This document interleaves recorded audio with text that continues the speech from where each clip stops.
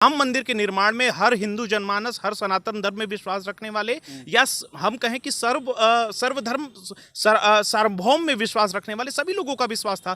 तो लोगों की महत्वाकांक्षा ये है कि मैं भी समाहित होता। मुझे भी मेरे मन में तकलीफ है इस बात की कि मैं उस समारोह में नहीं जा पा रहा हूँ। मंत्री जी को कि मंत्री जी बाढ़ का पानी बोल्डर लगाने से रुकता है, उस पर रेन कटिंग लगानी पड़ती है, इस वजह से रुकता है। चाहे आप बिहार की स्थिति देख लीजिए, बिहार में इस समय 13 जिले प्रभावित हैं।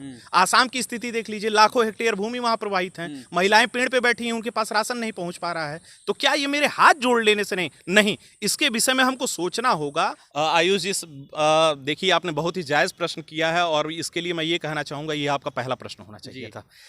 उत्तर प्रदेश में इस समय कानून व्यवस्था की जो स्थिति है, उत्तर प्रदेश का डिप्टी कलेक्टर जो किसी तथाकथित जिले में तैनात है, वह अपने आप को इसमें सुरक्षित नहीं महसूस कर रहा है। गोरखपुर के पिपराइच स्थान से एक बच्चे को अपहरण किया जाता है, अगले दिन उसकी लाश मिलती है। कानपुर में इस तरह के कांड हुए, उठाया गया, अपहरण किया गया, पुलिस इन्वेस्टिगेशन करती रही, तह तक जाती रही, पैसा चला गया, उसकी लाश आ गई, पत्रकार को खुलेआम गोली मार दी गई सर पे, सीसीटीवी कैमरे में रिकॉर्डेड है सारी चीज़ें। लॉ एंड ऑर्डर बिल्कुल फ्लॉप हो चुका है। मंचों से यह कह देना मात्र कि स्थिति बहुत नॉर्मल है, ऐसा कुछ नहीं है। यह पूरा उत्तर प्रदेश का जनमानस जान रहा है कि इस समय क्या स्थिति है। जंगल राज पूर्णतः कायम हो चुका है। आम आदमी इसमें अपने आप को सुरक्षित महसूस नहीं कर रहा है। नमस्कार, गोरखपुर लाइव देख रहे हैं आप। मैं हूं आपके साथ आयुष द्विवेदी। हमारे साथ है कांग्रेस के विचारधारा का समर्थन करने वाले, गांधीवादी विचारधारा में विश्वास रखने वाले शिवेंद्र पांडे जी।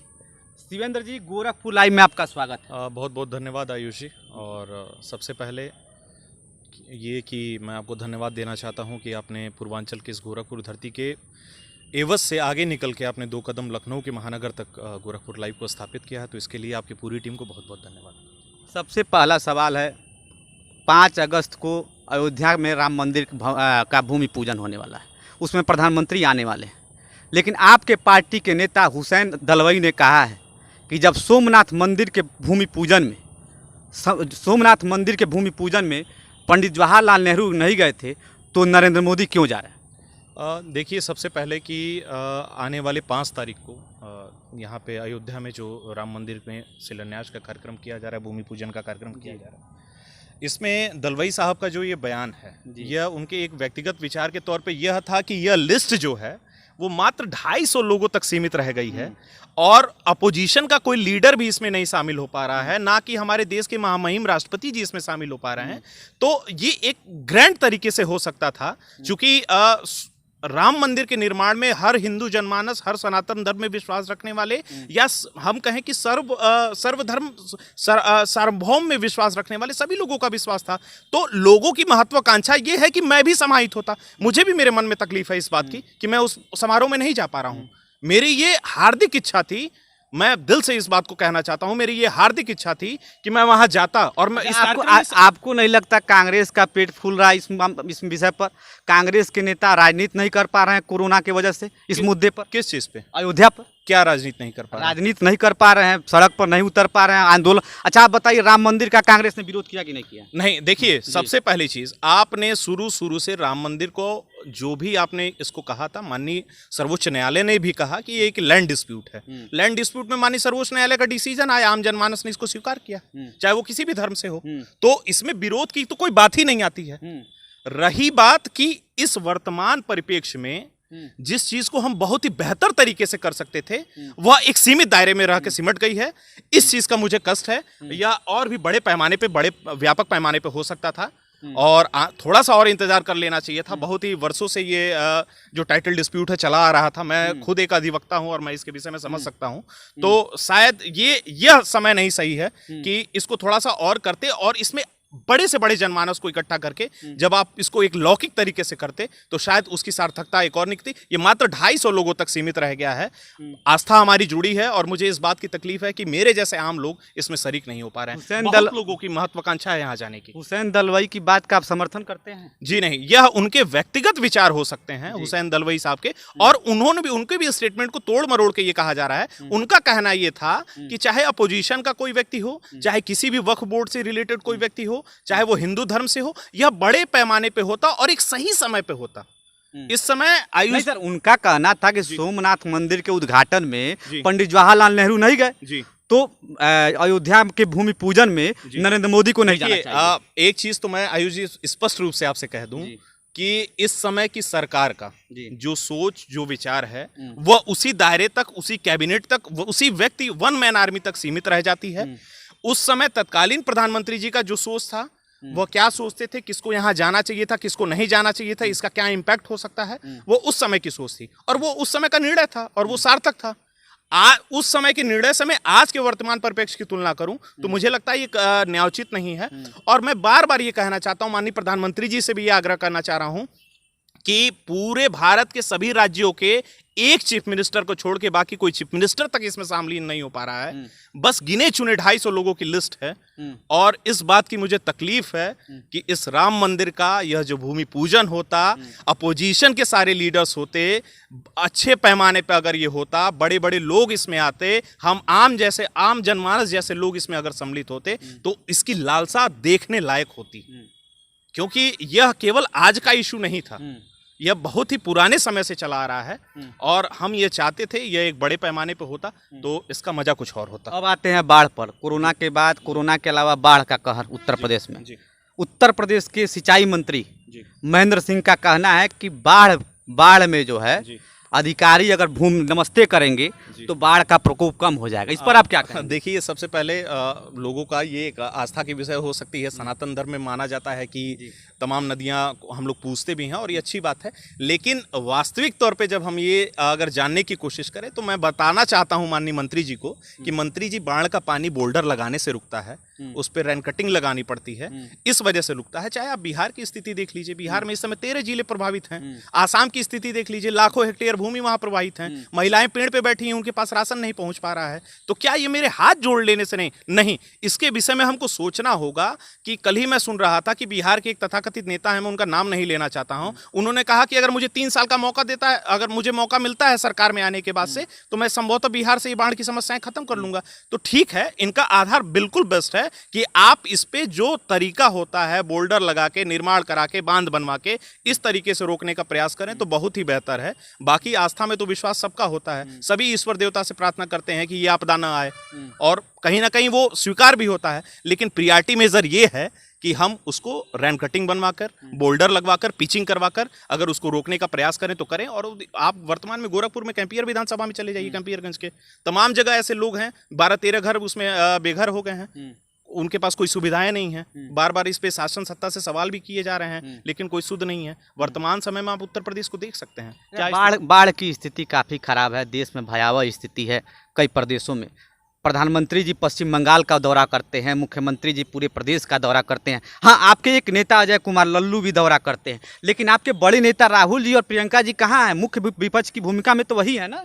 ऐसा है, देखिए, भारत में जितने भी राज्य हैं, हर राज्यों में पार्टी के हिसाब से प्रदेश अध्यक्ष मनोनीत किए जाते हैं, चुने जाते हैं, बनाए जाते हैं, उनको दायित्व दिया जाता है। आपने ये बहुत ही अच्छी बात कही कि मुझे लगता है कि अभी तक के इतिहास में मैं अगर उठाकर देखूं तो उत्तर प्रदेश में कांग्रेस पार्टी को जो इस समय वर्तमान समय में जिस व्यक्ति का कमान मिला है कि कांग्रेस एक धरातल की राजनीति कर रही है, सड़कों पे उतर रही है। एक प्रदेश अध्यक्ष को 2 महीने के अंदर आप 20 से 25 बार जेल करवाते हैं, ये आपकी मनोदशा को दर्शाता है। 21 बार आप जेल करवाते हैं, आपकी मनोदशा को दर्शाता है। हम किसी भी लोकतंत्र में, क्या यह वाजिब है क्या कि मैं किसी दुखी पीड़ित व्यक्ति के घर जाऊं और मुझे प्रशासन रोक दे? क्या मुझे मिलने का हक नहीं है? किस लोकतंत्र और किस संविधान में ये लिखा है कि मैं किसी व्यक्ति से नहीं मिल सकता? आप पुलिस से डिटेंट करा लेते हैं, कस्टडी में बैठा लेते हैं। इस तरह मैं जोड़ूं तो सैकड़ों बार हो जाएंगे। और मुझे इस बात का गर्व है कि अजय कुमार लल्लू जी जैसे व्यक्ति जो ना ये देखते हैं कि मेरे पैंट की पजामे की क्रिच क्या होगी, और बाढ़ के पानी में पैदल खुद चल के जाते हैं और इस चीज को स्वीकार करते हैं कि माता बहन तुमको क्या दिक्कत है। जहां पे लोग जा नहीं सकते वो वहां नाव से जाते हैं और उनसे इस बात को पूछते हैं कि आपको किस चीज की जरूरत है, लिस्ट बनवाते हैं और अगले दिन वो सामान उनको मुहैया होता है। तो मुझे इस बात का गर्व है कि प्रदेश में अजय कुमार लल्लू जी जैसे अध्यक्ष हैं और हम उनके नेतृत्व में एक अच्छा काम कर रहे हैं। और मैं ये भी आपको पूर्ण रूप से विश्वास दिलाना चाहता हूं कि 2022 के विधानसभा चुनाव में हम अपराधीकरण, रोजगार, हॉस्पिटल और सारी चिकित्सीय सुविधाएं, शिक्षा सुविधाएं, इन मुद्दों पे लड़ेंगे, ना कि ऐसे मुद्दों पे जो मुद्दे दिग्भ्रमित करते हैं। अच्छा, आपके 2 बड़े नेता बात देश की करें और कुछ दूसरे प्रदेश की करें। मध्य प्रदेश में के बड़े नेता ज्योतिरादित्य सिंधिया पार्टी छोड़कर चले गए। पार्टी के बड़े कद्दावर नेता थे। और अब सचिन पायलट, क्या कहेंगे? राहुल गांधी के को बचाने के लिए रणनीति बन रही है क्या देश में? जी नहीं, जी। सबसे पहले कि मैं आपको ये चीज़ बता दूं, जो अपने घर का नहीं होता वो कहीं का नहीं होता।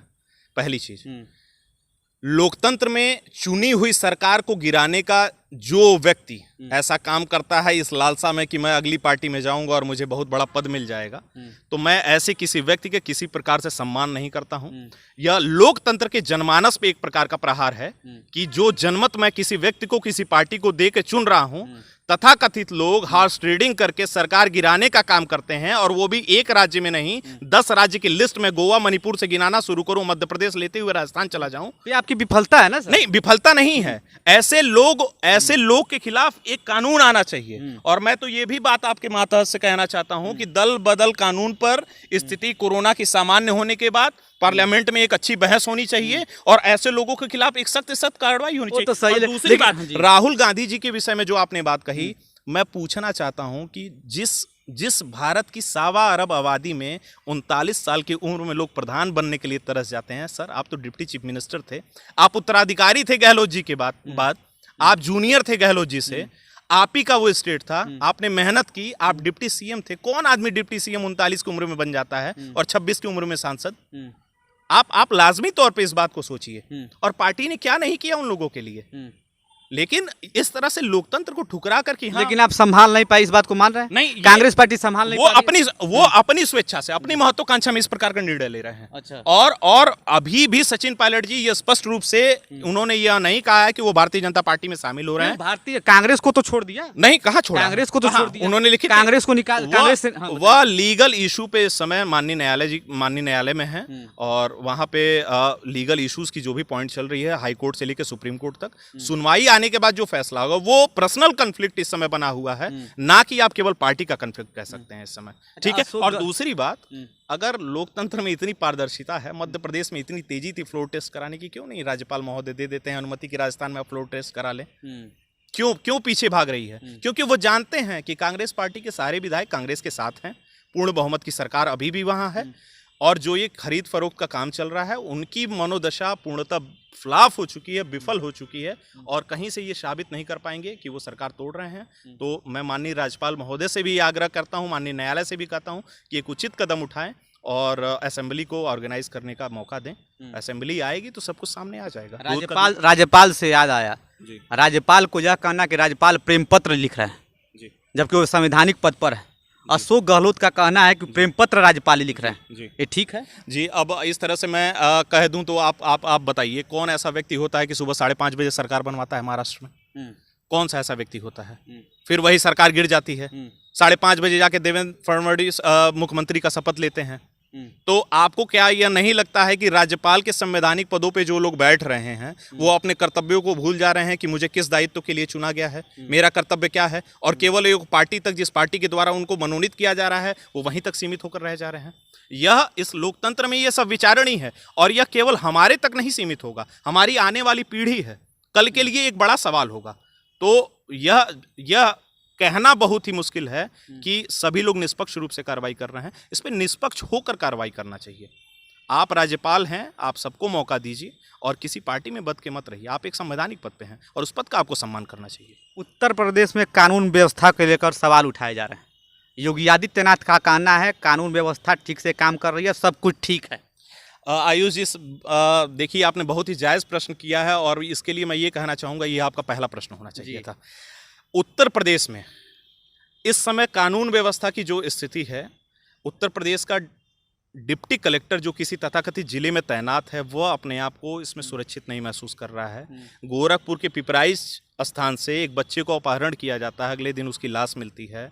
कानपुर में इस तरह के कांड हुए, उठाया गया, अपहरण किया गया, पुलिस इन्वेस्टिगेशन करती रही, तह तक जाती रही, पैसा चला गया, उसकी लाश आ गई, पत्रकार को खुलेआम गोली मार दी गई सर पे, सीसीटीवी कैमरे में रिकॉर्डेड है सारी चीज़ें। लॉ एंड ऑर्डर बिल्कुल फ्लॉप हो चुका है। मंचों से यह कह देना मात्र कि स्थिति बहुत नॉर्मल है, ऐसा कुछ नहीं है। यह पूरा उत्तर प्रदेश का जनमानस जान रहा है कि इस समय क्या स्थिति है। जंगल राज पूर्णतः कायम हो चुका है। आम आदमी इसमें अपने आप को सुरक्षित महसूस नहीं कर रहा है, बिल्कुल भी सुरक्षित नहीं महसूस कर रहा है। और और इस पर माननीय मुख्यमंत्री जी को हमारी राष्ट्रीय महासचिव ने पत्र भी लिखा है और पत्र लिखने के मातहत उनका यह एक बड़ा सवालिया निशान है उत्तर प्रदेश की सरकार पे कि आप अपने यहाँ स्थिति को कंट्रोल करिए। और सबसे बड़ी चीज़ है कि जब आम जनमानस अपने आप को असहज महसूस करना शुरू कर दे तो मुझे लगता है कहीं ना कहीं ये सरकार पे एक बड़ा सवाल निशान है। 2022 में कांग्रेस की क्या स्थिति है? जमीन पर तो आप हैं नहीं। बिल्कुल जमीन एक नेता लड़ रहा है। बिल्कुल हम जमीन पे हैं, हम सभी लोग जमीन पे हैं। आप अगर ये सोच रहे हैं कि हम जमीन पे नहीं हैं तो आप इस कोरोना की महामारी से पहले से उठा के देख लीजिए। अगर उत्तर प्रदेश में भारतीय जनता पार्टी किसी से लड़ाई लड़ रही है तो वो कांग्रेस पार्टी से लड़ रही है और वो हमसे भयभीत हैं। चाहे वो बस का मुद्दा हो, चाहे वो विधानसभा के बाहर बैठने का मुद्दा हो, चाहे वो हमारे प्रदेश अध्यक्ष को बार बार डिटेन करा रहे हैं, किसी भी मुद्दे पर रहिए वो पुलिस प्रशासन को आगे करते हैं, उनका इस्तेमाल करते हैं और उसके बाद से इस तानाशाही व्यवस्था को लागू करने का प्रयास कर रहे हैं, लोकतंत्र की आवाज़ को दबाने की कोशिश कर रहे हैं। लेकिन मैं बताना चाहता हूं कि कांग्रेस लोकतंत्र का आवाज़ है, कांग्रेस एक विचारधारा है, कांग्रेस एक सोच है और किसी के मिटाने से नहीं मिटती है। यह लोकतंत्र की आवाज़ है और आज नहीं, आज से हजारों साल बाद भी कांग्रेस जीवित रहेगी और ये सोच हमेशा जीवित रहेगी। शिवेंद्र जी, गोरखपुर लाइव से बात करने धन्यवाद। बहुत बहुत धन्यवाद।